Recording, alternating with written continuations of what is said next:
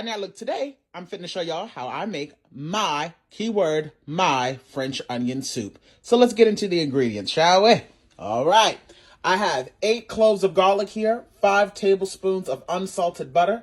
Of course, you've got to have Gruyere cheese. There's no other cheese that I feel like pairs well with French onion soup. So just splurge, do what you got to do, and get yourself some really good Gruyere. I have 4 cups of beef stock here. Now, you guys have already seen how I make my beef stock from scratch. So if you decide to use the beef stock from scratch, just understand that you're going to end up slapping your mama because it is going to step it up a notch. If you use the store-bought kind, that's also totally fine, but just make sure that you get the best quality one possible. There's not that many ingredients that go in French onion soup, so if you start off with a high-quality stock, it is going to make a big difference. I also like to use a variety of onions. I have 2 jumbo sweet onions and then a half of one there. I also like to use a combination of 2 large red onions and 3 shallots. You're also going to need rosemary, bay leaves, and thyme. The baguette, of course, for the bread. I'm going to be using a Cabernet Sauvignon. You do not have to use the brands that you're seeing. Just make sure that it's a dry red wine. I'm also going to be adding in a splash of bourbon, coarse kosher salt, black peppercorns. The neutral oil that I'll be working with is avocado oil. You see that? You see that? You see that? Don't ask me for the damn ingredient list. Let's get to work. Whipping up all of your favorite recipes. Simply Food. You should know by now that you're in for a treat. Simply Food. There's no other channel where you'd rather be. Simply Food. Seafood, pasta, cakes, and pies. Sing and laugh and even cry. Like and share and hit subscribe. Simply Food by TY. All right, now, once again, let's talk about the onions. So I don't know where the hell they found these onions. I mean, why? Look! They're huge, huge. I don't know why they're this big. So if you can't find ones this big, you're probably in a safer part of town. But I would suggest using about 4 to 5 of them if you can't find ones this large.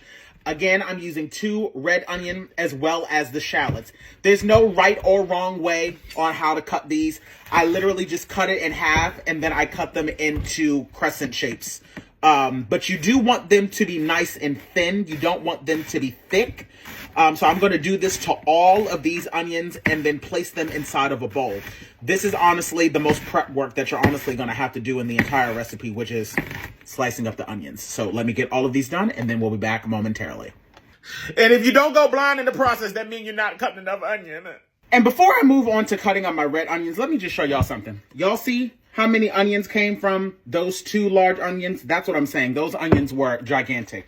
Also, a little, safety tip. If you're ever cutting something with a knife on a cutting board, and if the cutting board itself keeps sliding around, place underneath the cutting board a wet rag so that it won't slide around. So that way you're not running the risk of chopping off your damn fingers. Keep on chopping, honey. We almost there.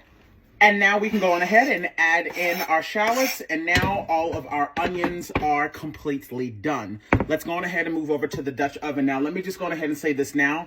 You can go ahead and mince down your garlic now, but you're not going to be adding in the garlic until much later on in the process. These are going to take roughly about an hour to caramelize. If you do not want to rush this process, you want them to break down nice and slowly. Let's go ahead and get it going. In the bottom of my Dutch oven, I'm going to go in with a little bit of neutral oil. I would say that's roughly about a half a tablespoon. And I'm also going to add in the 5 sticks of the unsalted butter. Allow that to melt. Alrighty, now that this is starting to melt down, we can go on ahead and add in all of our onions. And I know, you guys, that this might look like a lot of onions, but trust me, they're going to break down so much that it's not going to seem like as much as you might think it is. Go on ahead and add all of those to the pot. And you'll be amazed to see how little onions we're going to have in about an hour's time once these actually caramelize down. You see how full the pot is right now. It's not going to look like that in about an hour's time. Remember, make sure the temperature is low and continue to mix periodically throughout the hour. You do not want these to burn, and you don't want to try to speed up the process by cooking them way too fast. You've got to allow all of that natural sugar and water to evaporate out of the pan. Speaking of which, let's go on ahead and add in some salt and pepper. I'm going to go in with a nice handful, well, not a handful, child, but a nice pinch or so of some coarse kosher salt. some black peppercorn. I'm going to add in way more, don't worry. And we're also going to add in 1 tablespoon of sugar. That might seem like a lot, but trust me, it is not.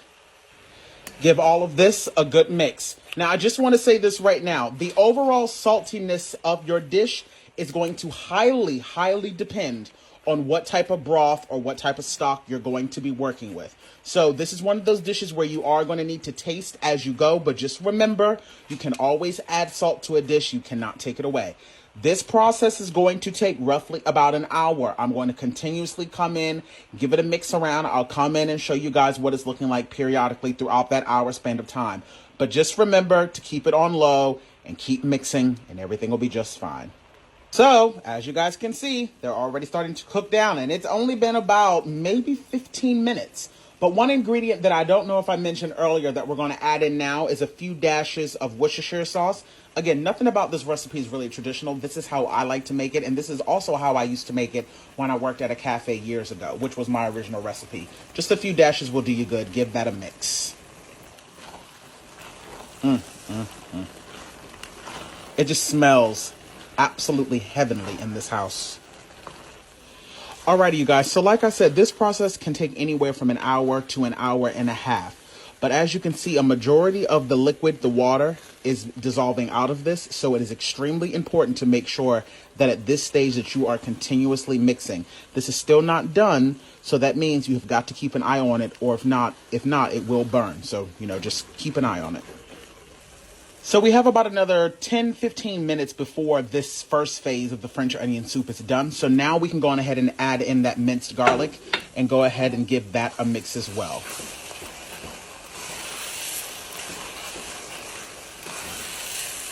Go ahead and make sure that you have all of your liquids ready to go. Like I said, that is 4 cups of the beef stock. I have a full pour of the bourbon, and I'm doing 2/3 of a cup of the red wine. We're now going to add in 2 tablespoons of the all-purpose flour and allow that to cook for roughly 1 to 2 minutes to allow that raw flour taste to cook off. This is going to help thicken up the soup itself.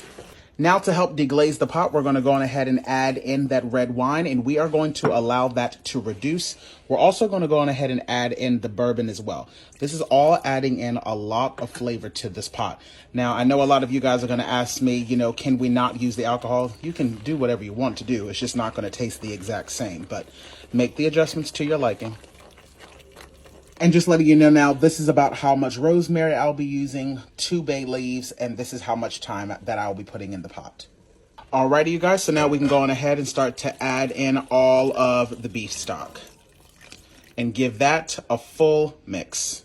You can go ahead and place your fresh herbs in the pan, put the top on this, reduce the temperature to low, and allow this to go for about another 15 to 20 minutes. While your soup is starting to finish up, you can go on ahead and grate down your Gruyere cheese. Have your oven preheated to 400 degrees because we're going to put this under there to melt down that cheese. Also, you want to go on ahead and start to bake off your baguettes. I toss them in olive oil and then just put them in there for a few moments until they get nice and crispy. You want to make sure that you toast those up prior to putting it in the oven, because if not, it'll get completely soggy on the bottom. So getting them extra crunchy to begin with will help kind of alleviate that problem.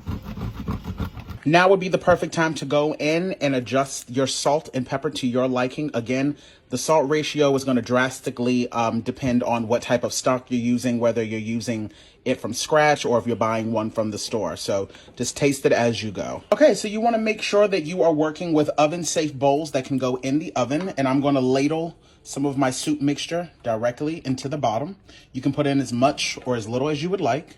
Alrighty, so now that we have our soup in our bowls, we're going to go in with the Gruyere, and you guys know that the real reason why people get this soup is because of the Gruyere cheese, so don't be stingy. But I always like to go in with the layer at the bottom because that's also going to help with making sure that the bread itself does not get soggy. And speaking of the bread, you can add in as many or as little as you would like. I only add in about 2 because I like to have some on the side, and then I'm going to top it off with some more cheese. Actually, I'm going to go ahead and do 3 today because I'm feeling the need to be extra.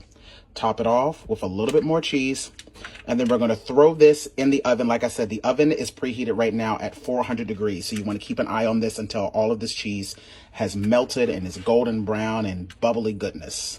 And that, my friends, is how I make my French onion soup. I just go in with a little bit of fresh herbs right on the top and then serve it up. I hope y'all enjoyed this video. You will not be getting a taste test out of me, because what I will not be doing is giving myself third-degree burn fooling around with y'all. Try this recipe, honey.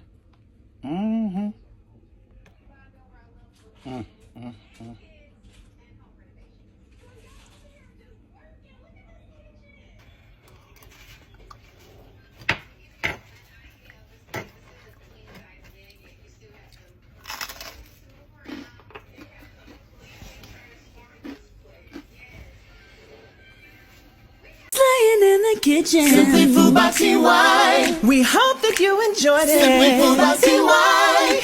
If you haven't took the time, make sure you subscribe. Thanks for watching. Thanks for watching. Thanks for watching Simply Food.